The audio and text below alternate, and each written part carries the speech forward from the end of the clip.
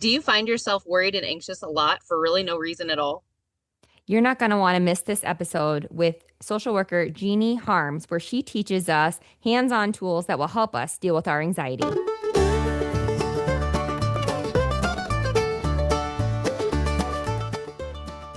Hi, everybody. I'm Lindsay with Why Are You Worried About It? A podcast journey towards a better you. And hey, everybody, I'm Susie Arba. I'm a licensed professional counselor, and we are all on this journey to a better you. And we talk on this podcast actually about things that you should worry about and things that you shouldn't worry about. Because as humans, there's a lot that we think of every single day. And so we want to really just kind of get down to it and figure out what we should worry about. There's lots of things out there that I know that we constantly go back and forth talking about stuff and we're like, oh my gosh, why are we even spending time on this? And then there's times where it's like, okay, this is actually something good. And we talk about it and we work through a lot of things and our coping skills, our little tool belt that we keep. And we're able to kind of go through this journey and really figure some stuff out. I love it.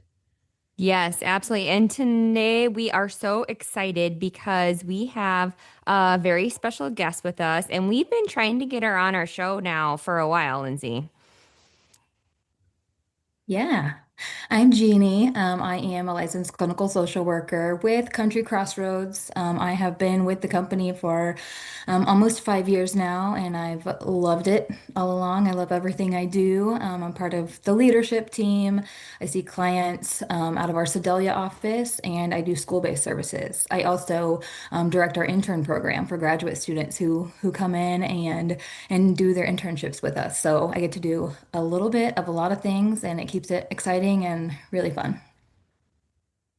That's right. You do. You wear a lot of hats with Country Crossroads and you come to a lot of the events and make sure that people, kind of hear the word about mental health, regardless of where they're at in life, what they're doing, and you do really important work. And so it's really exciting. And Jeannie, as working in the field every day and we see a lot of people out there that have a lot of symptoms of anxiety, right? And they might not meet a full, diagnoses, of anxiety. However, they experience the symptoms and kind of what it feels like. And so I thought it'd be really good to bring you on the show and just kind of talk about, what that's like for people and some things, that they can do. So I thought maybe we'd kind of start with what are some of the things that maybe like how does anxiety sometimes present itself in people? Yeah. So when I talk about anxiety, I always like to really reiterate that it is a normal response that your body has. So people come in sometimes and they'll say like, I just want my anxiety to go away. And what I talk to them about is we're not going to make it go away because it's a good thing and it helps us be productive. It helps us get things done. It helps us stay protected and stay safe. So all anxiety is not bad. But what we look for is when it starts to become dysfunctional as part of your life. So if it starts to interfere with things like work or your relationships or school, if you're a young person, if it's interfering with the way that you function, then we might want to do something about it. And it presents in lots of different ways. So, one of the things people think about most with anxiety is excessive worry, right? So, they're just like, I cannot stop thinking, I can't stop worrying about these things. And that is certainly one of the most prominent ones, but it doesn't always look like that. It might be things like withdrawing and freezing, what we call freeze mode, where you just don't there's so much to do, I just am not going to do anything. So I'm just going to stop altogether. And then sometimes we see somatic things too, like physiological symptoms, like headaches, stomach aches, fatigue, stuff like that when it gets pretty severe. So it's important to be on the lookout for a lot of those different things. And again, like Susie said, not always clinically diagnosis at that point, but certainly can interfere with life. Mm-hmm. Yeah, I have a Mhm. lot of, I feel like clients, they go through like the what ifs, right? Like, what if this goes wrong? What if that goes wrong? Or like worst case scenario, even thinking like a lot of like, thought based kinds of things as well. And then like even like I feel like the self-doubt, and all of that. And you talked about, like your physiological kinds of things. We see even like stomach aches, you know what I Mhm. mean? And like Yeah. the tightening of shoulders and back and like, it can present itself both mentally and physically, and it can be really, I feel like, exhausting for people. Mhm. It can be very uncomfortable for people. Yeah. And so I mean, I feel like if you have any of those things going on, it is probably, some symptoms of anxiety, and it's definitely worthy of, we always talk about the name it to tame it kind of thing. Mhm. Like, that's what that is. And we had a friend or whatever that recently, had some symptoms, her heart was fluttering, that kind of thing or whatever, and went to the doctor and sure enough, anxiety. So, Yeah. hmm Yeah, I mean, if you think about it just being an overactivity of your nervous system, and that is exhausting. So if you ignore it or don't respond to it because you don't recognize it early enough, then your nervous system is going to stay overactive, stay in overdrive, and then you are going to start to experience some somatic things. So that's kind of the second line of your body and brain trying to signal to you like, hey, slow down, do something different. I think it's really interesting, and something that I always think about too is whenever I'm thinking about my little ones. I went through it with my daughter, and she was having a hard time going to school when she was younger, and her stomach would hurt, and every day it was a lot of these things. It was definitely a physical reaction, and then finally when we kind of dove in, it was because of school. She was having anxiety with another kiddo in her class, and it was presenting very much like it was a her problem when it is but isn't. So we were able to kind of put some things in place and really make a difference for them. So just being aware of that, and those people that are around you too, like watching your, if you have little ones or loved ones that maybe they don't even realize that could be something going on. hmm Yeah. And then once Yeah. people know it, then you can make them feel safe again, calm that nervous system down, and even having things like a plan, like you said, you have some kind of structure to how you're going to manage it when it Yeah. happens, and your nervous system feels good again. Yeah. hmm Yeah, yeah. And the one thing that I know we really want to get out there is that there are things that we can do about it.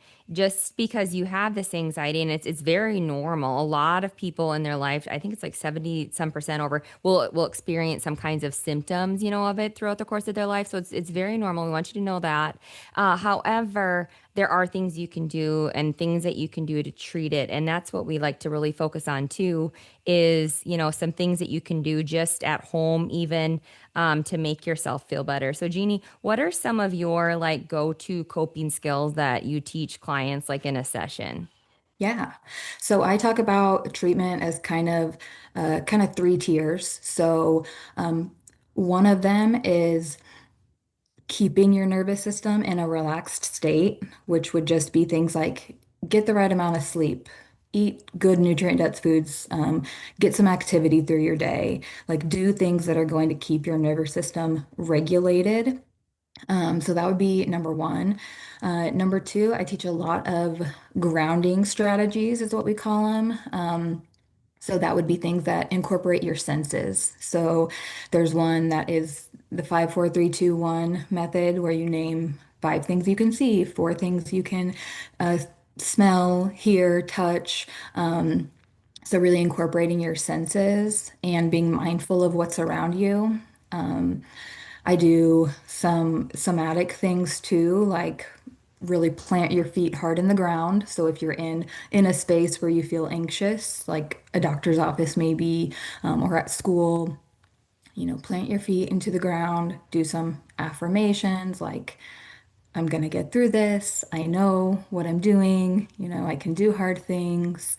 So I teach those. I think, yeah, deep breathing is one I teach very frequently, and I teach it probably differently because a lot of people say deep breathing just doesn't work for me. Like I try taking deep breaths, it doesn't work. And so So I always like to do, again, because I get a little nerdy sometimes, I like to really talk about like the physiology of how deep breathing works and how you're really triggering that diaphragm muscle, and we practice it together. Because I think when people understand the science behind deep breathing, then they understand it more, and then it can actually work for them. Um, Hmm. the third thing, which is a little bit more long term, would be like cognitive behavioral strategies. So trying to restructure the thoughts that create anxiety for people, because what we notice is there's a lot of patterns to those, and in the therapy world, we call them thought distortions, but it's essentially just things that your brain tells you over and over that are not always reality based or rational. And so we have strategies in therapy that we use to restructure that, to recognize it when it's presented, and then change that thought over time so that it holds less power over you and doesn't create so much anxiety. Hmm. Yeah. And Jeannie, a couple weeks ago on the show, we walked through the CBT triangle, Uh-huh. and so that's a great one for anxiety too. If you have anxiety, just restructuring those thoughts, changing them, reframing them, affects how you feel, affects what you do, and that kind of stuff. So any CBT techniques are absolutely Yeah. amazing for sure.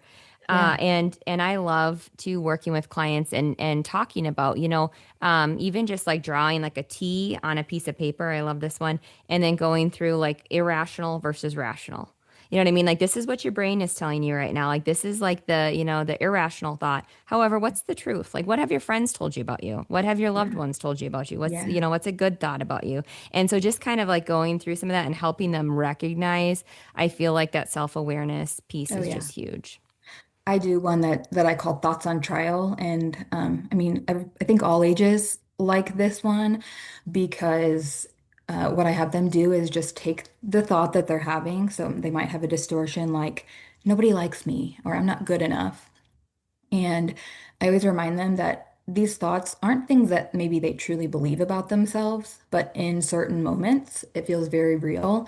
So I have them kind of visualize pulling that thought out, and put it on trial. So, like, think about um, the lawyers that would be saying, okay, what evidence is there that that's true? What evidence is there that that's not true? And so it might be like, okay, if it's nobody likes me, well, so and so didn't talk to me today, or I didn't sit with them at lunch. So, okay, maybe there is some evidence, but there's a lot more evidence maybe that says they do like me because they smiled at me this morning and they talk to me almost every day, and we've been friends for several years now, so it just makes more sense that maybe they're having a bad day. There's other possibilities than just they don't like me. I love Absolutely. that. That's so good. Hmm. So I feel like too, if you maybe live with somebody with anxiety, let's just say you have a anxious, like Lindsay was talking about her daughter, you know what I mean, or a Mhm. friend or sibling, that kind of thing. Let's talk just for a minute about like some things that we can do to help that person, you know what I mean, that might live with somebody with anxiety. Sure. Um, One of the things I encourage is helping them to recognize when they're becoming dysregulated. So when they're becoming more anxious, because again, in their mind, all of it is so real and it's so intense. So if they're having thoughts that are very anxious, it can be helpful just to identify that for them. Hey, I notice that your thoughts seem to be kind of spiraling right now. Um, let's talk about what's real. Um, so very gentle ways, right? We don't want to say, okay, you're being crazy right now. Or you're being really excessive. You're being so intense, right? We want to be gentle about it, but try to just bring them back into this space of reality. Like, hey, here's what the facts are. Here's what we know. Let's try not to worry 10 steps ahead because that's what people often do. And our brains are designed to do that. Like, we are ancestors of our most anxious people, right? That's how we got here because they survived from being anxious. And so it makes sense. We're forward thinkers, but sometimes it gets away from us, too many steps ahead.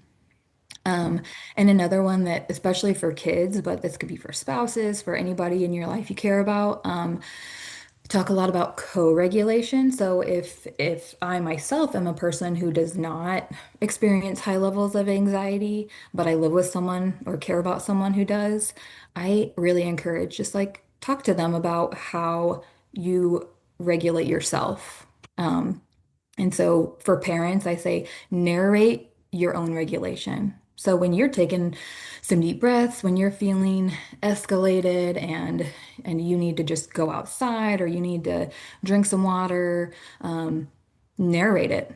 Talk about it Mhm. as you're doing it so that your kids or the people in your life see A, it it happens to other people too, and B, there are ways to manage it and it's okay to do that. Like take your space, take your time, um, and just, manage it in the ways that are available to you. I love that you're saying that. I do that a lot with my kids. Sometimes I get overstimulated a lot. And when they're kind of loud and crazy or in the car or something and I've got the radio, I will have to turn it off. Or if I do get a little snippy, I when I realize it, I try to always let them know I'm really sorry. I'm just overstimulated right now. Just give me a minute, and everything will be better. And usually they hear that. It's much easier for them to understand, okay, mom, we're just being a little crazy right now. Sure. We need to give mom a second, opposed to me just yelling at them and them not Hmm. understanding why I'm being Yeah. grumpy. Because then they think Um, it's them. Hmm. yes, yeah. So they definitely hear me way better when I say it in that way to them. I am just really overstimulated right now. Can we please just have a minute? And Yep. that works out really well.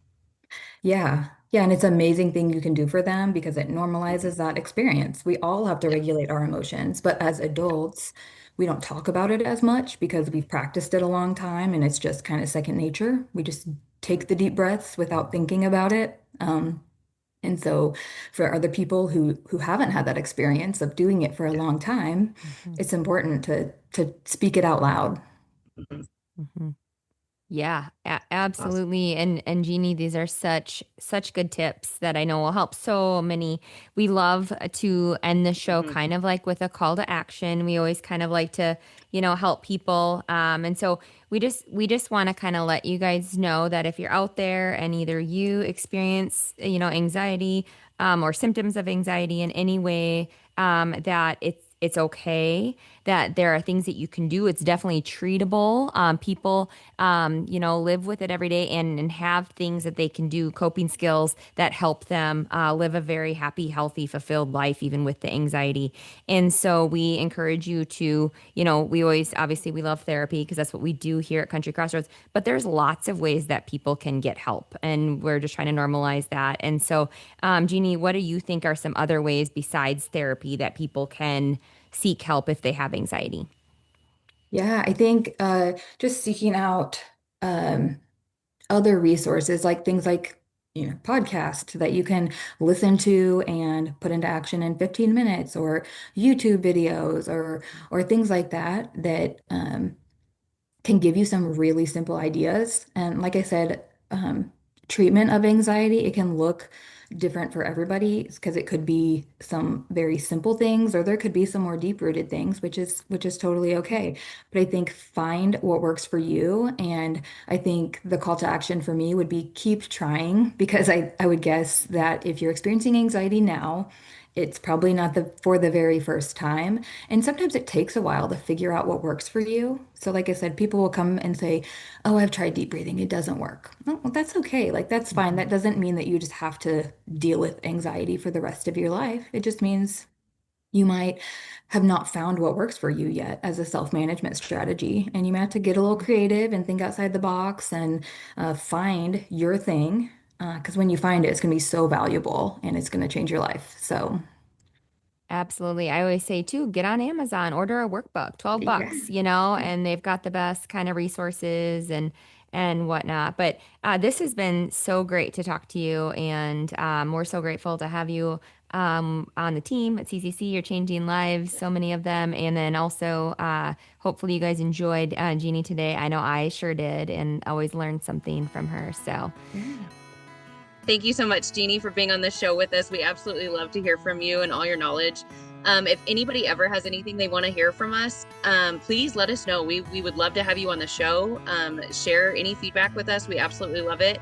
Be sure to check us out on Facebook. It's Country Crossroads Counseling, and then on our website, countrycrossroadscounseling.com.